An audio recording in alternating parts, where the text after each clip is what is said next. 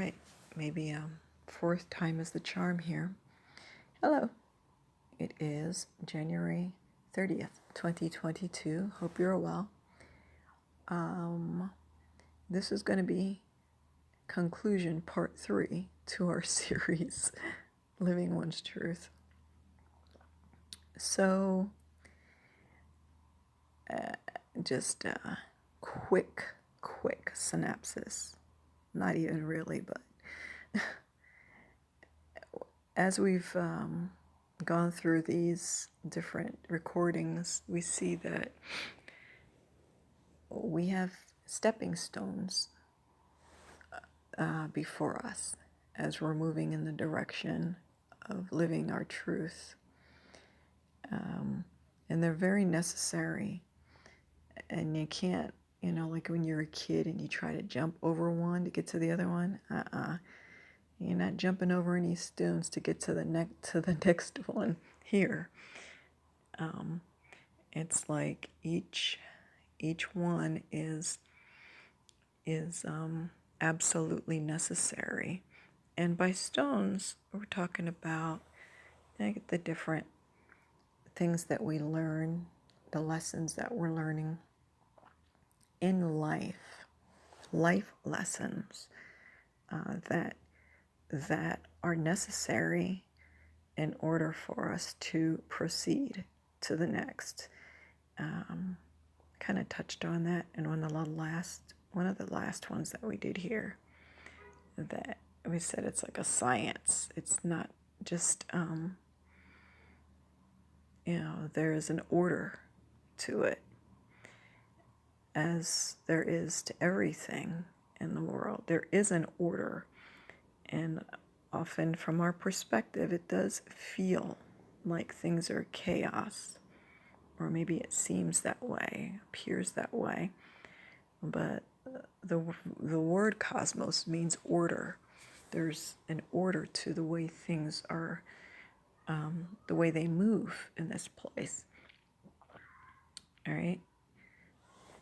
It just, we understand that.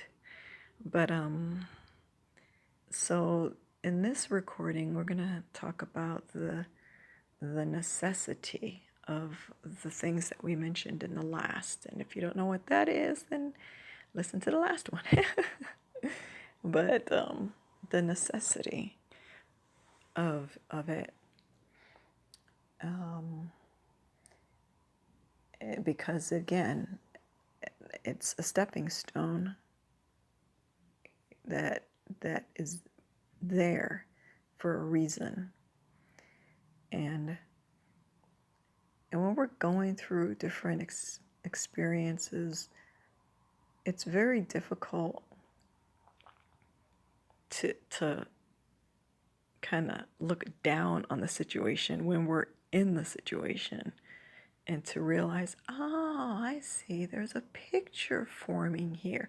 Oh, this is going somewhere. This makes sense. This is why I'm going through this bullshit right now, or whatever. It's not a thing that many of us are doing. It's hard. And life lessons are very different from learning lessons in a school setting or in a work setting. You're being trained, you're learning something. It's very different. Because in life lessons, it's about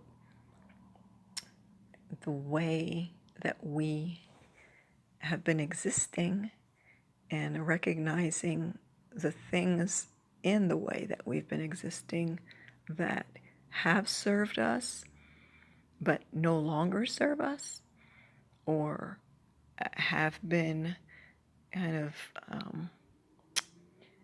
in the mix but really have never served us at all. Some things have, and then they, when their time is up, it's time to set them aside. That's again why oftentimes we say no judgment. We're always saying judgment is so stupid, right? Because even we ourselves can't really recognize in the moment when certain things that have happened, or even in our own behavior, our own reactions and responses in situations, they're necessary. And we might look back and just kind of like, ugh, geez, why the heck did I do that or say that or even think that way? But when we're in a certain place, and that's not to excuse all behavior and say, oh, everything's okay, but just to say we don't, when it just comes to life stuff, sometimes we make decisions or we move in ways that later on we feel like, oh, I wish I hadn't done this or that. But sometimes it still will serve the bigger picture. And sometimes it's necessary on other levels. So, like for myself, there are, just like most people, I suppose, there are moments where I look back and I shudder, say, oh, what the heck was I thinking? But then when you kind of, you back up to where you can look down at it and say, oh, I can see that if I hadn't done that, then a lot of these other things that kind of unfolded because of that, they wouldn't have happened, or they wouldn't have happened that way. And then those things actually brought about some desirable circumstances or whatever. So that's why that's why even for ourselves, we don't want to be too harsh in our judgments. And again, we're not talking about really like horrific things that we've done. It's like, but just where we've kind of made a misstep or made a bad decision, we just want to have balance when we're, if we're looking back on it. But anyway, so here we are at this point, and we're going to just take off from the last recording. So there's a purpose to it, right? There's a purpose to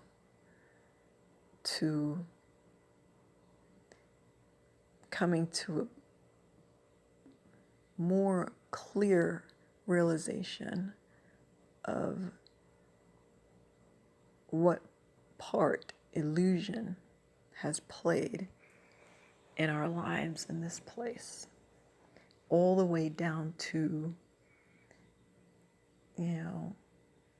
looking at what makes us tick, or what has made us tick in this place. And as we mentioned in the previous recording, it can leave us feeling like the rug has really been pulled from under us, and just forlorn, like, okay, kind of confused, unsure. But the truth is,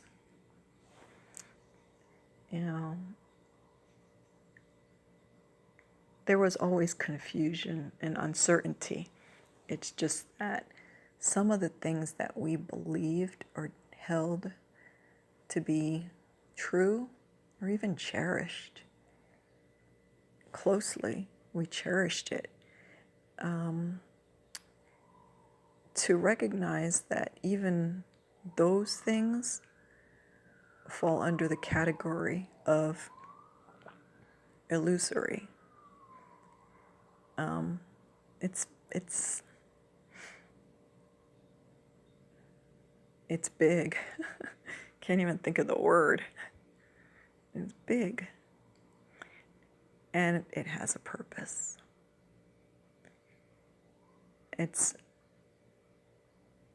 And again, like so many of the lessons, it's hard while we're in it to to say, hey, yeah, this is right. This is what exactly this, and we're not going to feel that way. We're going to feel like, gee whiz, I just been whacked upside my head.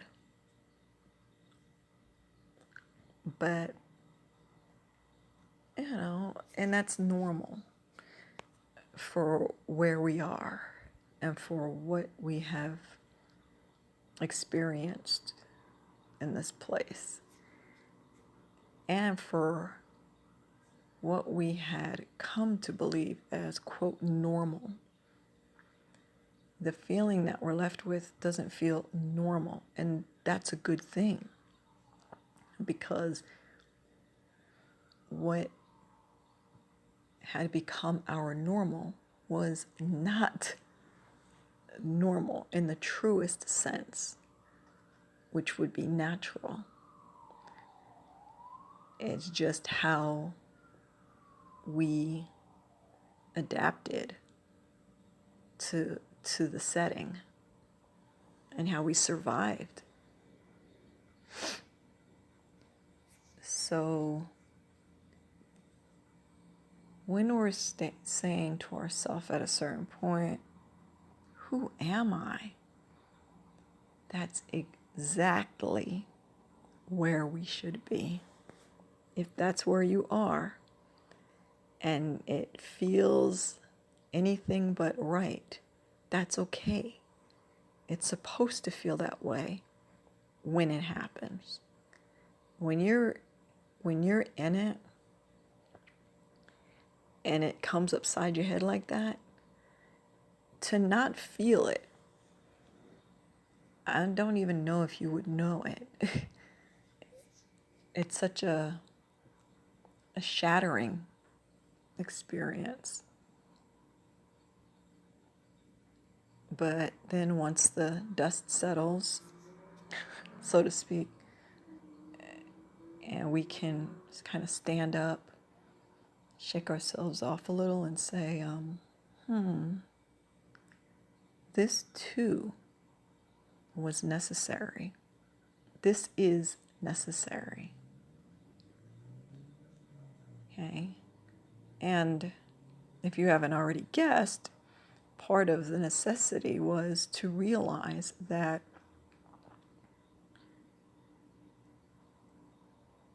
anything that is not natural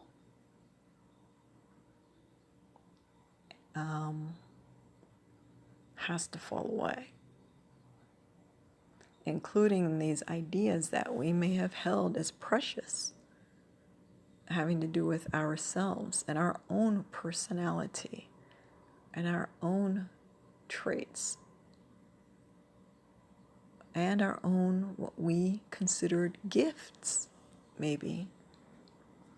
Those things that we felt good about, that belonged to us.